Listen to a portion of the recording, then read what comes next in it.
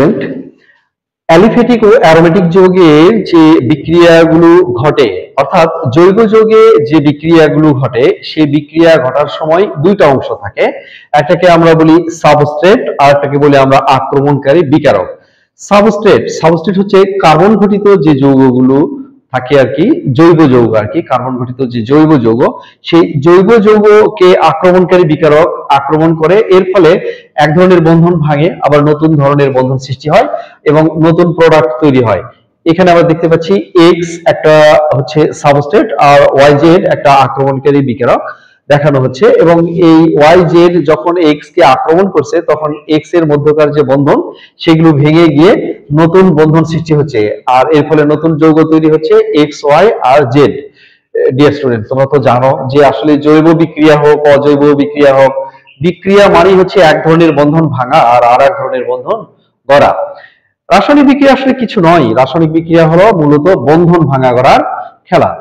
প্রিয় শিক্ষার্থী, লক্ষ্য করো, বন্ধন এই যে সাবস্ট্রেট বলো, অ্যাটাকিং রিজিয়েন্ট বলো, এই যে এদের বন্ধন যখন ভেঙে যায় তখন এই বন্ধন ভাঙনটা আসলে দুই ধরনের হয়ে থাকে। বন্ধন বিভাজন বা বন্ড ফিশন, বন্ধন বিভাজন দুই ধরনের হয়ে থাকে। একটাকে আমরা বলি সুষম বন্ধন বিভাজন, আর একটাকে বলি আমরা বিষম বন্ধন বিভাজন বা হোমোলাইটিক ফিশন, আর একটা হলো হেটারোলাইটিক ফিশন। ডিয়ার স্টুডেন্ট, লক্ষ্য করো, সুষম বন্ধন বিভাজন এটা খুবই সহজ ব্যাপার। সুষম বন্ধন বিভাজনে কি ঘটে?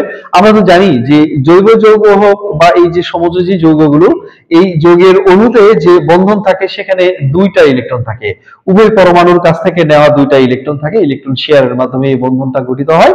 এখন যখন বন্ধনটা ভেঙে যাবে, বন্ধন ভাঙার সময় লক্ষ্য করো, এই যে ক্লোরিন ক্লোরিন বন্ধন আছে আর এখানে দুইটা ইলেকট্রন আছে, এই দুইটা ইলেকট্রনের মধ্যে একটা ইলেকট্রন ক্লোরিন এই ক্লোরিন পরমাণু নিচ্ছে আর একটা এই ক্লোরিন পরমাণু নিচ্ছে।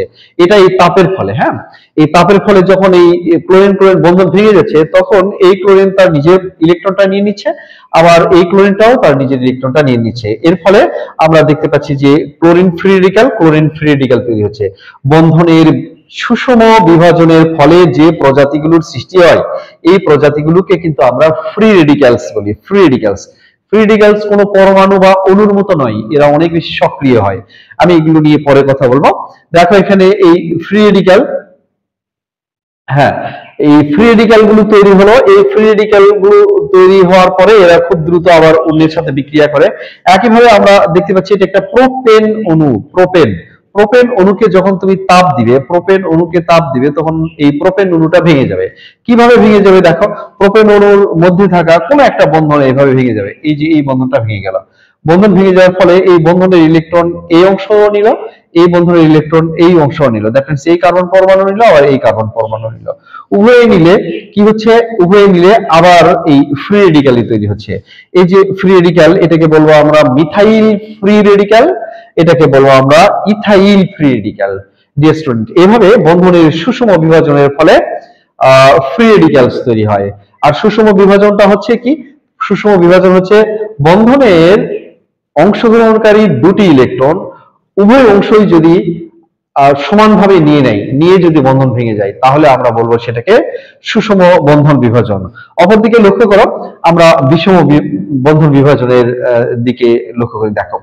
বিষম বন্ধন বিভাজনে বলা হয়েছে যে যদি এই সমযোজী যৌগ বা এই যৌগগুলোর মধ্যে থাকা বন্ধন যদি এভাবে ভাঙে যে বন্ধনে অংশগ্রহণকারী দুটি ইলেকট্রন কোনো পরমাণু একাই নিয়ে নেয়, এর ফলে দেখা যায় যে একটা অংশ ধনাত্মক হয় আর একটা অংশ ঋণাত্মক হয়। এখানে লক্ষ্য করো, এই যে আমি অ্যালুমিনিয়াম ক্লোরাইড দিয়েছি, অ্যালুমিনিয়াম ক্লোরাইড একটা ইলেকট্রন ডেফিসিয়েন্সি কম্পাউন্ড, ইলেকট্রন ঘাটতি যৌগ, এর ইলেকট্রনের প্রয়োজন। অ্যালুমিনিয়াম ক্লোরাইড কি করে? এই ক্লোরিনটাকে নিয়ে নেয়, কিন্তু ক্লোরিনকে শুধু নেয় না, এই দুটা ইলেকট্রন সহ নেয়। তখন বন্ধন ভেঙে যায় কিভাবে? দেখো, এই যে এই বন্ধনের দুইটি ইলেকট্রন সহ এই অ্যালুমিনিয়াম ক্লোরাইড নিয়ে নেয়। এর ফলে হয় কি? অ্যালুমিনিয়াম টেট্রাক্লোরাইড আয়ন উৎপন্ন হয়। এটা হলো অ্যালুমিনিয়াম টেট্রাক্লোরাইড আয়ন। এই অ্যালুমিনিয়াম টেট্রাক্লোরাইড আয়ন উৎপন্ন হয়। অপরদিকে এই মিথাইল অংশটা ইলেকট্রন হারিয়ে কার্বোক্যাটায়ন তৈরি হয়, এটার নাম হচ্ছে মিথাইল কার্বনিয়াম আয়ন। এভাবে বন্ধনের বিষম বিভাজনের ফলে আমরা দেখতে পাই যে কার্বোক্যাটায়ন সৃষ্টি হয়, কার্বন আয়ন সৃষ্টি হয়। প্রিয় শিক্ষার্থী, তাহলে মূল কথা হলো কি? এখানে আমরা দেখতে পাচ্ছি যে বন্ধনের সুষম বিভাজন ঘটতে পারে, বন্ধনের বিষম বিভাজন ঘটতে পারে। বন্ধনের সুষম বিভাজন হচ্ছে বন্ধনের অংশগ্রহণকারী দুটি ইলেকট্রন যদি উভয় পরমাণু একটা একটা করে নিয়ে যার যার ইলেকট্রন শেষে নিয়ে যদি আলাদা হয়ে যায় তাহলে সেটাকে আমরা বলবো সুষম বন্ধন বিভাজন। আর বন্ধনে অংশগ্রহণকারী দুটো ইলেকট্রন যদি এরকম হয় যে কোন একটা অধিক তড়িৎ ঋণাত্মক পরমাণু একাই নিয়ে নিচ্ছে, এখানে দেখো যে ক্লোরিনের তড়িৎ ঋণাত্মকতা বেশি, এই ক্লোরিন এই দুটি ইলেকট্রন একাই নিয়ে নেয়, ফলে এই ক্লোরিন ঋণাত্মক হয়, সেটা আবার এই অ্যালুমিনিয়াম ক্লোরাইডের সাথে যুক্ত হয়, যুক্ত হয়ে অ্যালুমিনিয়াম টেট্রা ক্লোরাইড আয়ন উৎপন্ন হয়। অপরদিকে এই মিথাইল আয়ন, মিথাইল অংশটা ইলেকট্রন হারিয়ে মিথাইল কার্বনিয়াম আয়ন উৎপন্ন করে। এভাবে আসলে বন্ধনের সুষম বিভাজন ঘটে, বন্ধনের বিষম বিভাজন ঘটে। তাহলে আমরা বুঝলাম যে বন্ধনের সুষম বিভাজনের ফলে ফ্রি রেডিকাল তৈরি হয়, আর বন্ধনের বিষম বিভাজনের ফলে কার্বোক্যাটায়ন তৈরি হতে পারে, কার্বোক্যানায়ন তৈরি হতে পারে।